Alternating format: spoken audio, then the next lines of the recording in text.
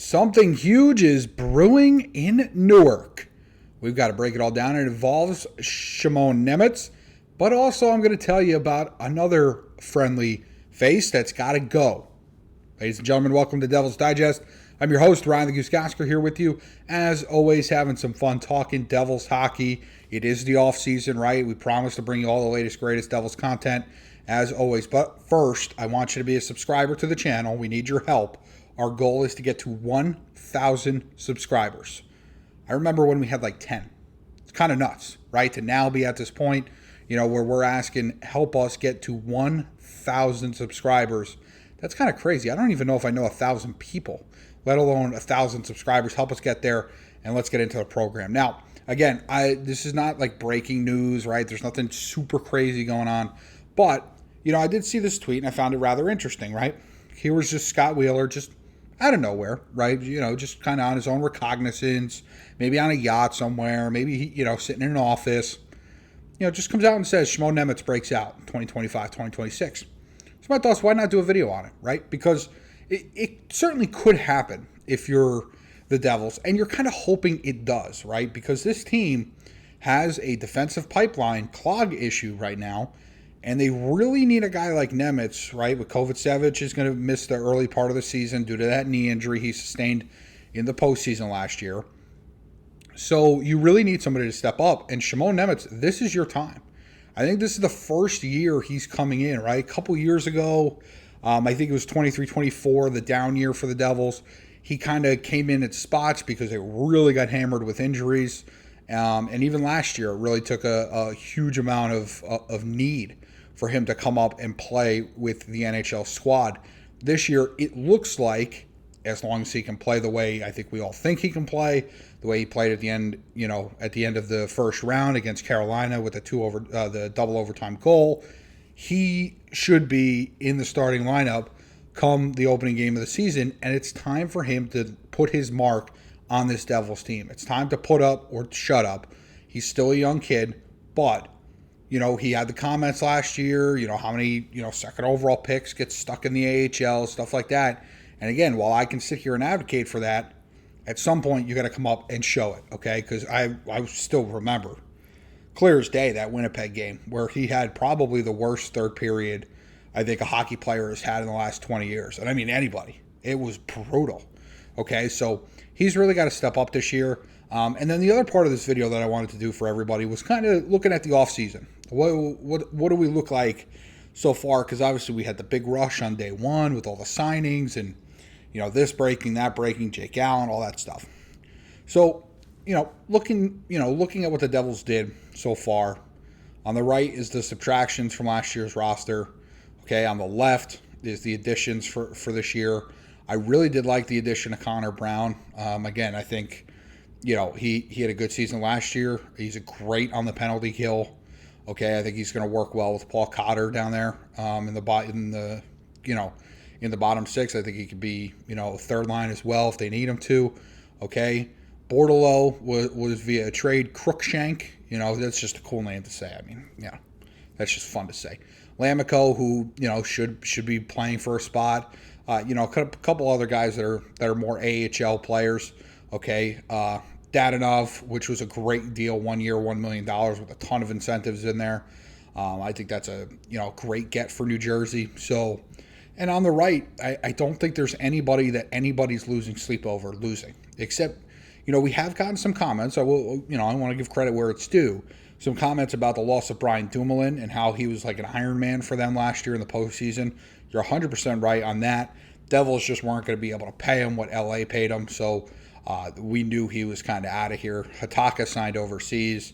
Same thing with Tatar. So, I think Nolan Foote ended up in Florida. Haula obviously traded. Kurtis Lazar went to Edmonton. Okay, so, these guys got to spread their wings, right? But I say this to say this. And here's what the Devils did. They re-signed Allen, Cody Glass, Cholowski, who cares if they re-signed him, okay? What I will say is the Devils still need to make a move.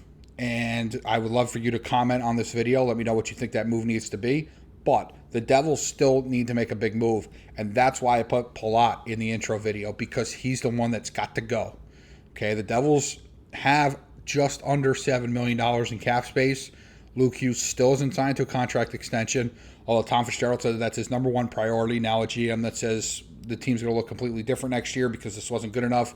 His top priority being a re-sign. I don't know what you make of that. I don't particularly like it. I know we don't have a lot of big Tom supporters in here, okay?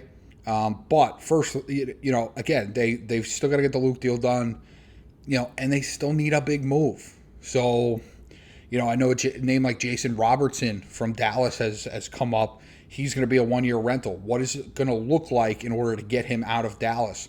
Comment on this video. Is that someone you would like the Devils to go after? Because I certainly would. And the Devils need a shakeup, and Palat's got to go. I've said this since the season ended. I've said this probably while the season was going on.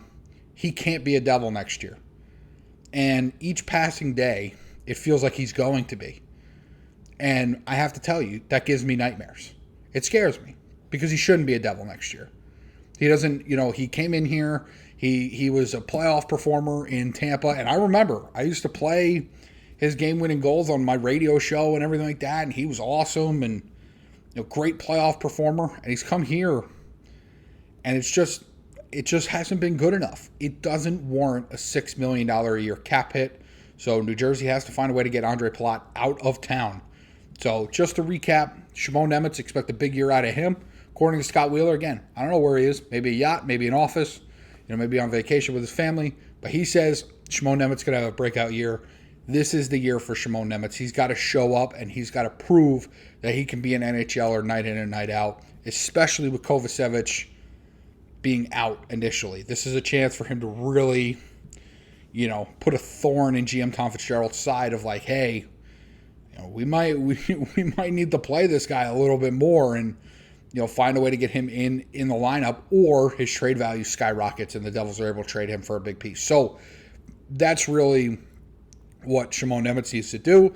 We recapped some of the Devils' additions and subtractions. Again, they still got to get Palat's $6 million off the books. That's got to be the top priority. And I guess Tom can't say that to the public, but man, that's gotta be priority number one, is getting him off the books. Somebody brought up getting MacDermid off the books as well. That's $1.15 million a year. Doesn't seem like a lot, but when you're pinching pennies and how close contracts are going to be, you could always save $1.15 million. It would be nice, and try to move Kurtis MacDermid elsewhere. Okay, so I don't know. It's interesting. Lots to go on with this Devils offseason. I hope you stick with us. Hope you stick with the channel. Again, we need your help. Get to 1,000 subscribers.